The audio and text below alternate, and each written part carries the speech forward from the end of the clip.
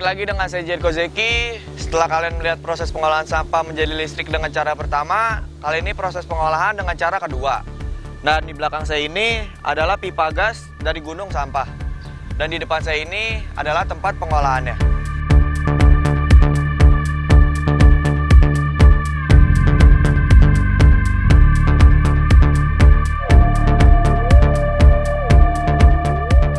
Dengan bantuan alat berat ekskavator dan bulldozer, sampah yang dikirim dari perumahan akan ditimbun dengan cara ditumpuk secara berjenjang yang menyerupai sawah terasering. Sampah yang menumpuk ini dalam waktu tertentu akan mengalami pembusukan atau fermentasi.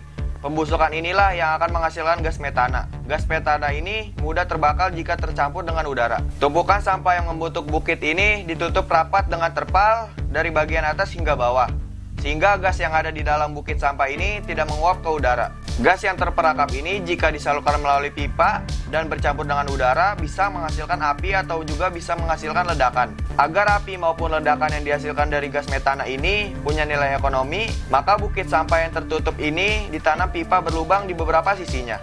Fungsinya agar gas yang ada di dalam ini bisa keluar melalui pipa ini lalu disedot ke tabung penampungan gas untuk bahan bakar generator. Adapun gambaran prosesnya sebagai berikut. Gas yang keluar dari bukit sampah disedot melalui pipa-pipa kecil, lalu masuk ke pipa besar yang kemudian masuk ke tabung kondensat untuk memisahkan antara air, udara, dan gas metana. Dari tabung kondensat akan diambil hanya gas metana saja, yang kemudian disalurkan ke generator untuk bahan bakar pengganti solar. Lalu generator yang menyala akan menggerakkan turbin dinamo yang akan merubah energi gerak menjadi energi listrik. Dan energi listrik inilah yang akan dimanfaatkan untuk kebutuhan penerangan atau kebutuhan lainnya. Setelah kita lihat gambaran sederhana dalam bentuk animasi ini, sekarang kita lihat gambar langsungnya.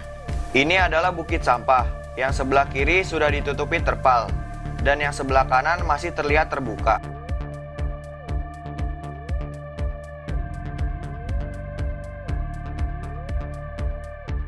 Di mana antara bukit dan bangunan terdapat garis hitam yang melintas jalan, itu adalah pipa besar yang mengantarkan gas dari bukit ke tempat pengolahannya. Jika dilihat dari atas, ada dua bangunan industri, dan keduanya adalah tempat pengolahan sampah. Yang sebelah kanan adalah tempat pengolahan sampah plastik jadi listrik, dan yang sebelah kiri tempat pengolahan gas sampah jadi listrik. Sekarang kita lihat bukit sampah yang sudah ditutupi terpal ini. Nampak terlihat lebih rapi yang mirip kue ulang tahun.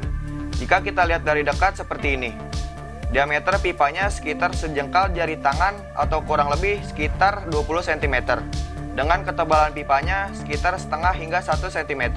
Untuk tinggi pipa dari garis terpal kisaran 1 hingga 2 meter.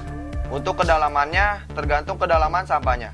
Untuk sudut terpal yang dilubangi juga harus benar-benar rapat agar tidak ada gas yang terbuang sia-sia.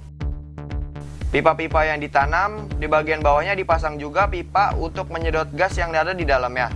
Lalu terkumpul melalui pipa utama yang mengantarkan gas metana dari bukit sampah ke sarana pengolahannya.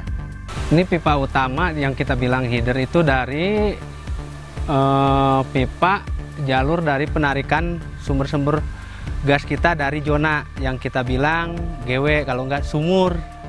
Tuh, untuk menuju sebelum ketemu blower, ketemu dulu kondensat. Di sana ada berapa alat tuh, Pak? Oh, ini untuk menghitung tarikan blower. Kita bilang pressure. Berapa blower itu menghisap dari atas itu bisa ketahuan di sini, Pak. Jadi ini batasnya lah, batas sedotannya gitu. Kita berapa kita bisa ukur dari sini. Alat sebelahnya apa tuh, Pak? Meteran sebelahnya itu untuk ini otomatis blower. Pengukur suhu bukan, Pak? Bukan, ini otomatis blower, Pak. Kalau ya dibilang sensor. Sensornya blower dari sini, Pak. Sensor untuk apa, Pak? Untuk blower. Jadi dia kalau istilahnya antara metan sama gas nggak seimbang, antara metan sama udara nggak seimbang, ketahuan di sini. Kalau kebanyakan udara, blower tinggi, sedotannya dia pasti trip. Dari sini membacanya, Pak. Yang sebelah ini, yang tangki ini kondensat, antara memisahkan antara gas sama air. Ini, Pak. Antara memisahkan gas sama air. Jadi air tuh nggak ke bawah ke belakang, Pak. Jadi jatuh di sini. Di filter? Iya. Kalau kita bilang mah jebakan Batman gitu. Ya. Kalau itu bahasanya kondensat, Pak. Setelah dari kondensat ini ke belakang menuju ke blowernya, Pak. Ini yang dibilang blowernya, Pak, alat untuk menarik gas dari sumur kita di atas di zona, Pak, sebelum ke mesin. Jadi satu jalur gas ini untuk menghidupkan 12 mesin. Tapi untuk saat ini yang mesin yang aktif produksi itu baru 2. Kapasitas mesin ada rata-rata ada yang 1 mega, ada yang 2 mega, Pak. Ini yang tabung-tabung ini sama aja fungsinya, kondensat, memisahkan air antara gas. Untuk yang itu pendingin, chiller, Pak.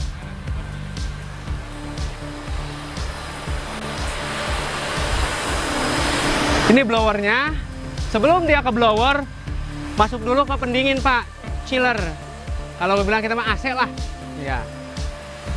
Setelah dari chiller ke tabung kondensat, baru ke blower. Dari sini, dari blower, masuk ke konsumsi mesin, Pak. Agak bising, Pak. Oke, setelah dari blower ini, Pak, ke sini, Pak. Gas ini masuk ke mesin, fungsinya untuk menghidupkan mesin, untuk menghasilkan tenaga listrik. Jadi dari mesin tadi, menghasilkan listrik, kita bisa lihat di monitor mesin ini. Ini ruangan monitor mesin yang tadi kita bahas. Paling banyak berapa? Ya kalau mesin kita normal, nggak ada kendala gitu, 1000. 1000 kW. Kapasitas 1000 kW ini. Per kilowatt ya? Per kilowatt. Kalau mesin ini 24 jam. Untuk listrik yang dihasilkan dari sini kita langsung ke PLN, Pak. Di mana tuh, Pak? Di Bekasi 5, Pak. Di mana switch ke PLN-nya, Pak? Di ruang kubikal kita, Pak. Ke sini ke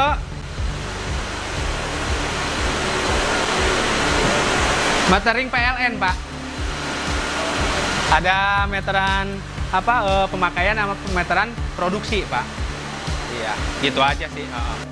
Selesai sudah proses pengolahan sampah menjadi listrik. Semoga video ini bisa menginspirasi kalian untuk mencari cara baru mengolah sampah menjadi energi terbarukan atau menjadi sesuatu yang punya nilai ekonomis.